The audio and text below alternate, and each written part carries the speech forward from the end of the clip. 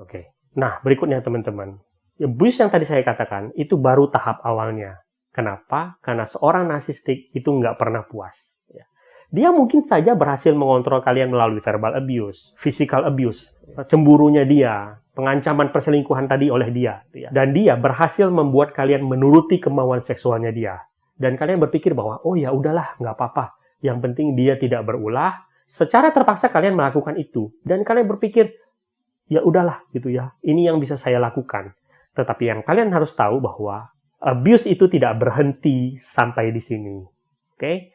Seorang narsistik itu tidak pernah puas dengan apa yang dia dapatkan. Kebutuhan seksualnya dia itu akan terus meningkat, teman-teman. Dia semakin tidak puas dengan kehidupan seksualnya dia bersama kalian. Semakin banyak yang dia inginkan dari kalian. Termasuk kebutuhan seksual yang menyimpang. Banyak hal-hal di luar nalar yang menyakiti hati kalian, yang dipaksakan oleh dia kepada kalian. Kalian akan merasa seperti bahwa kalian itu hanyalah seorang budak yang harus memenuhi kebutuhannya dia. Dan ketika kalian tidak mau memberikan itu, dia kembali akan menggunakan cara yang sama. Memukul kalian, menyerang kalian, mengabuse kalian secara verbal maupun fisik, membuat kalian merasa bersalah, mempermalukan kalian di depan orang banyak misalnya. Apapun itu untuk memenuhi kebutuhan seksual dia yang tidak pernah mencapai batasnya. Di tahap ini, teman-teman, kepasrahan kalian itu berubah menjadi ketakutan.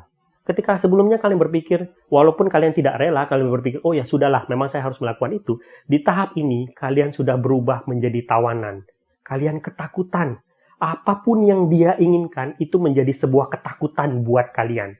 Kenapa? Karena kalian takut akan penghukuman yang dia berikan kepada kalian kalau kalian tidak mau menuruti apa yang dia mau lakukan. Gitu.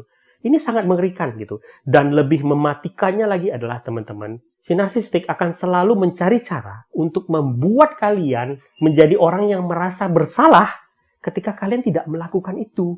Dia selalu memutarbalikkan fakta dan berkata bahwa ini semua salah kamu. Kalau kamu pasangan yang baik, ini semua nggak akan terjadi. Keegoisan apa yang biasanya dilakukan oleh seorang narsistik? Banyak, teman-teman ya. Bagi seorang narsistik itu semua tentang dia. Dan bila ada sesuatu yang terjadi di luar perkiraan, itu berarti salahnya kalian. Gitu ya. Bagi dia, kepuasan dia adalah segalanya. Dia nggak peduli dengan kepuasannya kalian. Termasuk bahkan misalnya menggunakan alat-alat kontrasepsi.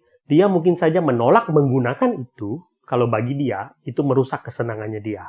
Efek di belakangnya, dia nggak peduli. Kalau misalnya ternyata kalian mengandung di luar keinginan, itu berarti salahnya kalian. Kenapa? Karena kalian nggak bisa jaga diri. Gitu ya.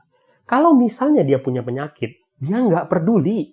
Dia nggak peduli itu akan berefek kepada kalian atau enggak. Selama itu bisa memuaskan keinginannya dia. Bahkan dia mungkin nggak mau ngaku kalau dia punya penyakit. Dia akan berbohong bahwa penyakit itu bisa saja dari kalian sendiri. Nah, bagaimana kalau yang terjadi sebaliknya? Ingat, bagi seorang narsistik, dia adalah orang yang paling benar. Oke? Si narsistik itu bisa saja menolak untuk berhubungan seksual dengan kalian. Dan ingat, dia akan selalu menggunakan kalian sebagai orang yang bersalah. Oke? Ketika dia misalnya tidak mau melakukan hubungan seksual dengan kalian, dia bisa saja berkata bahwa itu karena kamu orang yang nggak bisa jaga diri. Kamu tidak menarik lagi buat aku. Itu salah kamu. Kamu nggak bisa jaga berat badan kamu. Kamu nggak bisa merawat diri kamu. Wajar aku nggak mau sama kamu. Bahkan untuk hal-hal yang sangat menyakitkan sekalipun. Dia akan berkata bahwa itu karena kamu nggak punya kemampuan seksual yang cukup buat saya. Itulah kenapa saya tidak bernafsu lagi dengan kamu. Apapun yang terjadi kepada dia, itu tetaplah salahnya kalian. Dia akan selalu menemukan cara untuk membuat kalian merasa bersalah akan hal tersebut. Ingat, tadi saya sudah bilang di depan bahwa bagi seorang narsistik, tubuh kalian adalah miliknya dia. Sedangkan tubuh dia adalah miliknya dia. Jadi bagi dia, tubuh kalian itu adalah seonggok daging yang berhak dia pergunakan sesuka hati dia untuk memuaskan keinginannya dia. Dia merasa punya hak di atas tubuhnya kamu. Kamu punya kewajiban untuk merawat tubuh kamu untuk memuaskan keinginannya dia. Apapun itu harus dilakukan untuk keinginannya dia. Bahkan untuk kejadian yang sangat ekstrim sekalipun.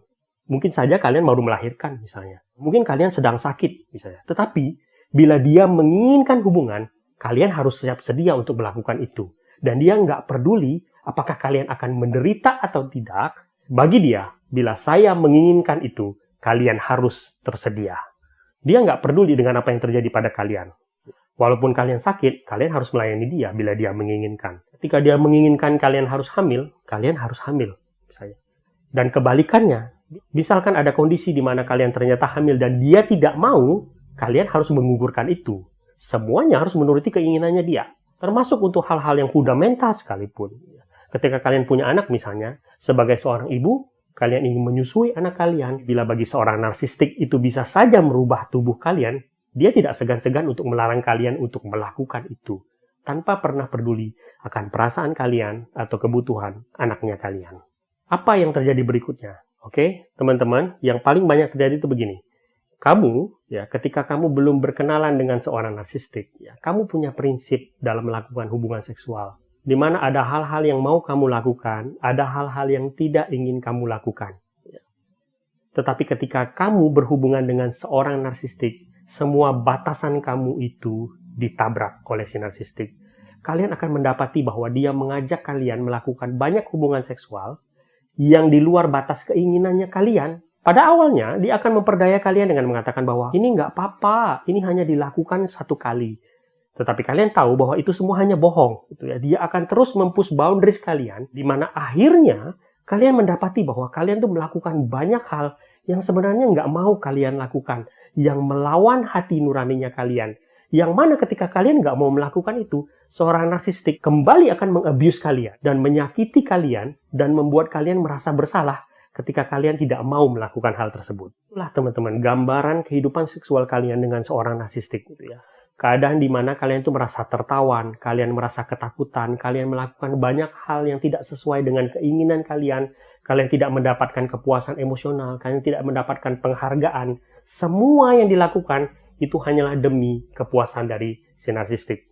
Kalian takut, kalian ingin keluar dari hubungan ini.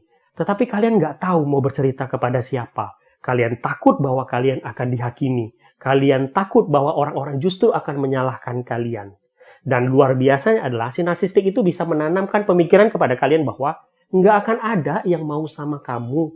Dengan segala yang kita sudah lakukan, kamu sudah jadi seonggok daging yang tidak berharga dan nggak akan ada orang yang mau menerima kamu. Oke?